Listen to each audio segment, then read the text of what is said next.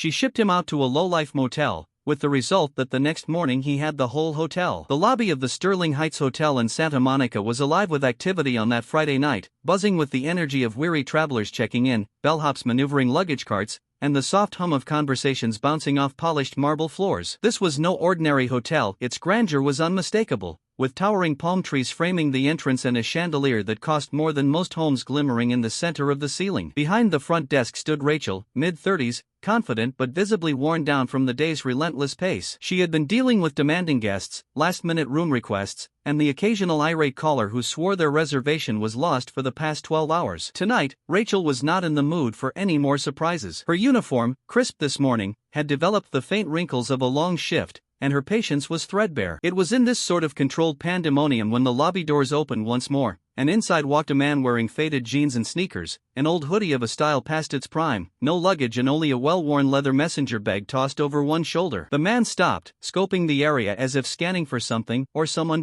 His appearance barely turned heads, guests continued their conversations, and staff moved about with purpose. He was just another late-night walk-in, but there was something about the way he carried himself. His casual stance didn't match the nervous energy of most last-minute guests. He exuded a calm assurance, as if the bustling world around him was merely background noise. She even had noticed him, but not for quiet confidence. He was a rather disheveled-looking man that caught her attention and prompted judgment. Rachel quickly glanced in his direction as he approached the desk, suppressing a sigh. She could already feel her irritation beginning to bubble to the surface.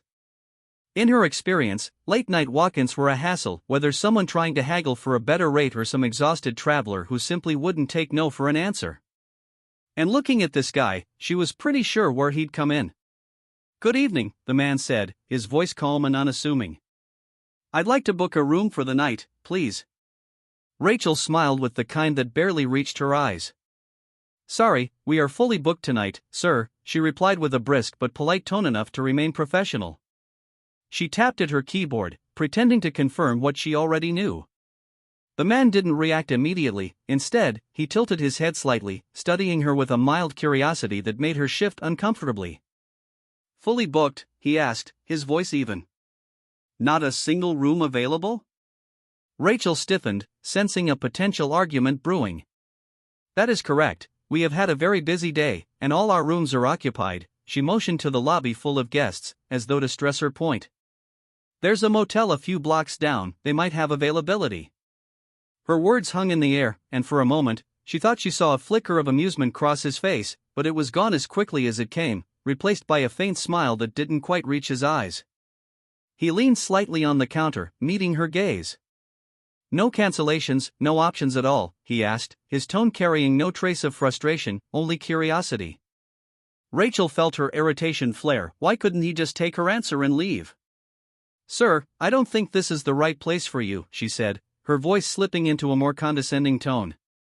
"Like I said, there's a motel down the street, they might have something that suits your needs." She glanced up to take in his hoodie and jeans. The message was clear, this wasn't a place for people like him. The man stood up, and his face was again empty of expression.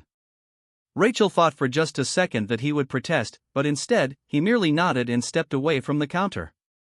"Thanks for your time," he said flatly. Turning to go, he walked towards the lobby's seating area instead of going out, sitting down in a corner chair with a clear view of the front desk. Rachel couldn't help but glance his way every so often as she continued her work, wondering what he was doing and why he hadn't left. She could not shake off the feeling that there was something to this man beyond what one saw, but she pushed the feeling away quickly enough, reasoning to herself that she had work enough to worry about random guests who didn't belong there. Yet, somehow, the quiet observation from where he sat did make her uncomfortable, but she shrugged it off as, after all, what could he do? As the minutes ticked by, Rachel tried to shake off the feeling of being watched, but the man hadn't budged from his corner seat, his eyes occasionally scanning the lobby but often landing on her. She told herself it didn't matter, that he was just some random guy who didn't take no for an answer, nothing more. However, every time she glanced sideways, her frustration increased, and when the clock reached 11, the lobby started to calm down, the crowd of guests decreased, and left Rachel with a workable workload.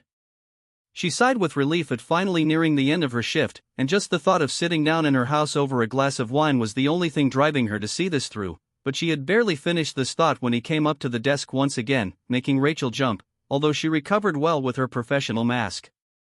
"Sorry to bother you again," he said, in a voice steady and calm, "but I couldn't help but notice that a few of the guests look like they've just arrived. Check-in. Is there no chance that there is a room?" Rachel lost her patience. She crossed her arms and exclaimed, "Sir, I already explained this to you. Those people made reservations, that's why they got rooms. I don't know what more to say." He nodded, unaffected by her irritability, and requested if he could make a reservation for tomorrow night, which totally caught Rachel off guard. She accessed the system and confessed that, indeed, they had rooms for tomorrow, but could not grasp why that made any difference to him. He only smiled, stating it mattered little tonight, but it was helpful to know. Rachel's anger surged, almost at his tone as being snide, yet she could not really say why. She snapped at him to stop wasting their time and to go to the motel she'd told him about. The words hung heavy in the air, and though his expression didn't change, something in his eyes shifted. He gave a small nod and stepped back, saying understood before returning to his seat in the corner of the lobby, his composure intact. Rachel had the flutter of guilt. She persuaded herself instantly that she had done her job and that was it. But the way he watched her, quiet and composed, left a strange feeling she couldn't quite ignore. As minutes ticked by into hours, Rachel continued to go about her day, but could not help noticing the man sitting in the corner, who seemed to be a non-entity since he did nothing to disturb her, but somehow exuded a sense of tranquility that felt unsettling. Sometimes, his eyes would wander up to the front desk, as if he was mentally checking out every detail. Rachel tried to tell herself it didn't matter, that people hung out in the lobby all the time, but this man wasn't scrolling through his phone or flipping through a magazine, he was just watching. At one time, she witnessed him watching an adolescent bellhop struggle to guide a large baggage cart, then walked over and gave a few easy adjustments to get the cart back in balance while showing the way to the youth, who offered a grateful smile to the befuddled employee. Rachel frowned at the exchange. Who did he think he was, playing some kind of good Samaritan? But as evening wore on, she saw other things too. This man took a keen interest in the little stuff most guests neglected to notice at all, noting how the concierge patiently kept at a whining couple wanting upgrades, observed the cleaning staff swipe away smudges on the glass doors just when they appeared, and saw Rachel snapping at a colleague who had actually asked her, quite reasonably it seemed, the question about where the reservation for the table were. He'd look at her sometimes, with a face of stone, as if thinking of something, as if trying to put together some puzzle. At midnight, finally, the man stood up over his shoulder. Rachel slung her leather bag, feeling a surge of relief. Possibly now he would leave and she could stop feeling like she stood under a microscope. "Thanks for the hospitality," he said, low but deliberate.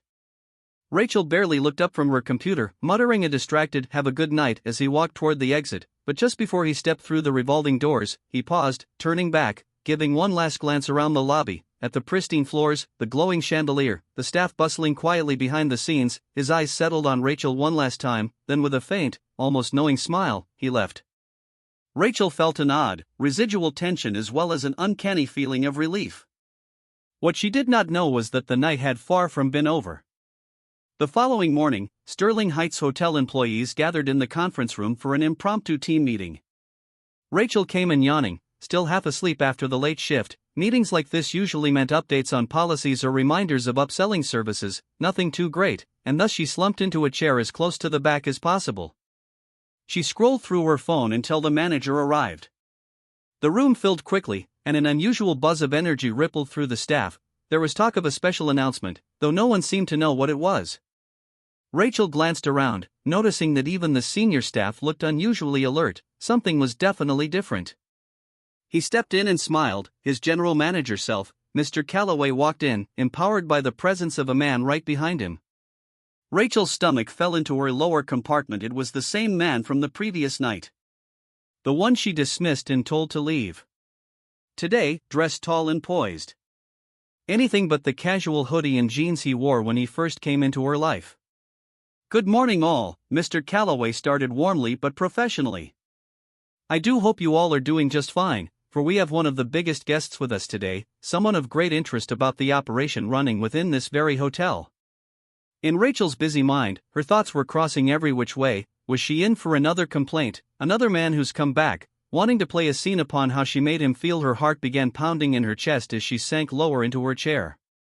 "Allow me to introduce Mr. Elon Musk," Mr. Calloway said, beaming, "the new owner of Sterling Heights Hotel." The room felt completely silent, every set of eyes turned toward the man Rachel had dismissed so harshly the night before. He gave a small nod to the room, his face calm but carrying the same knowing look he'd worn the previous evening. Rachel froze, her breath caught in her throat. Elon Musk, she had humiliated Elon Musk, the owner of the hotel. Her mind reeled as snippets of last night's encounter replayed like a nightmare. The man she'd assumed was just another unkempt walk-in was now standing in front of the entire staff as their boss. Elon stepped forward, his hands clasped loosely in front of him. "I've always believed that the true heart of any business is its people," he began, his voice measured and thoughtful. "That's why I like to see things for myself, without any filters or special treatment. Last night, I had the chance to observe how this hotel operates. From the incredible teamwork of the bellhops to the patience of the concierge staff, I saw a lot to admire." He paused, letting his words settle over the room, then his gaze shifted to Rachel. She felt a flush creep up her neck as he addressed her directly. "But I also saw moments that reminded me why attention to detail and kindness matters so much in the hospitality industry." Rachel's stomach turned. He didn't say her name, didn't single her out explicitly, but the weight of his words was unmistakable. The room was silent, the tension thick enough to cut with a knife, and yet as Elon continued, it became clear that he wasn't here to humiliate anyone, but to deliver a message that would resonate deeply. The air in the room was heavy as Elon's words hung over the staff. Rachel felt the weight of his statement pressing down on her, her pulse racing. He hadn't called her out by name, but the way his gaze had landed on her, steady and deliberate, left no room for doubt. She stared at her hands, too afraid to look up and meet anyone's eyes.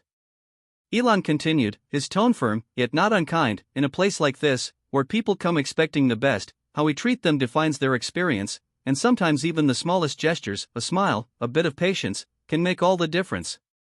He stopped, looking around the room, his eyes mellowing. "I need to say something," he said. "This isn't about finger-pointing or blame, it's about change.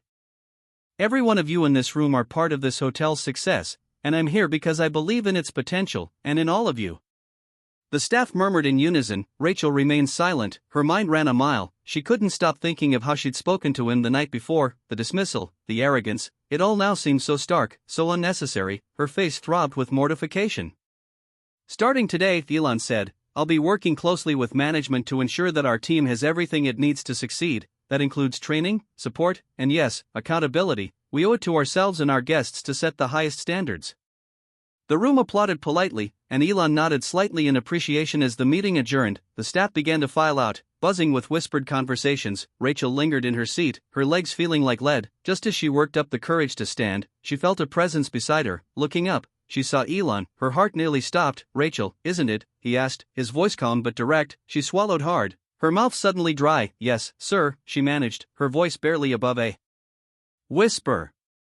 He looked at her for a second, his expression unreadable. Then to her astonishment, he smiled, a sincere, almost reassuring smile. "I know yesterday was a long day for you," he said. "It's not easy to be on the front lines when things get hectic, but remember, every contact counts. People notice how they're being treated, even when you don't think anyone's looking." Rachel nodded hastily, not knowing what to say. I get it," she stuttered, "and I am so sorry about." Elon waved a hand at her, interrupting her softly. "No need to apologize, just learn from it, that's all I ask." And with that, he nodded curtly and turned to leave, leaving her there with her thoughts, the meeting, the revelation, his words, everything swirled in her mind like a tempest. For the first time in her career, she truly realized the gravity of her actions, the ripple effect it could cause, and in that moment, Rachel made a silent promise to herself to do better, not only for the guests but for herself as well. As Rachel left the conference room, she felt a jumble of emotions, embarrassment, guilt, but also a spark of determination. Elon's words were ringing in her mind not as a punishment, but as a learning. She came to realize that her behavior, although born of fatigue, was not justified. For every guest entering the door deserved kindness, no matter what appearance they made. In the next few weeks, Rachel consciously started approaching her job differently. She greeted each guest with a genuine smile, even when she was tired. She took time to listen, instead of rushing to conclusions, and slowly, she began to feel the effects. Guests warmed up to her, colleagues began to rely on her more, and the job that seemed like a grind now carried a renewed sense of purpose. The story of the mysterious owner became a quiet legend among the staff. No one knew when Elon might return, but the possibility kept everyone on their toes. For Rachel, though, the encounter wasn't about fear of being watched. It was a reminder of the kind of person she wanted to be. She no longer saw her job as just a paycheck but as an opportunity to make small, meaningful differences in people's lives. The lesson she learned that day was simple yet profound: never underestimate the value of kindness, and never judge someone by their appearance. You never know who you're talking to, or the impact your words might have. And so, as Rachel went on to become a pillar of excellence at Sterling Heights, the moral of the story became clear: it costs nothing to be kind, but the rewards can be life-changing. If you enjoyed this story, don't forget to like, comment, and subscribe for more tales that inspire and resonate. Thank you for watching, and we'll see you next time.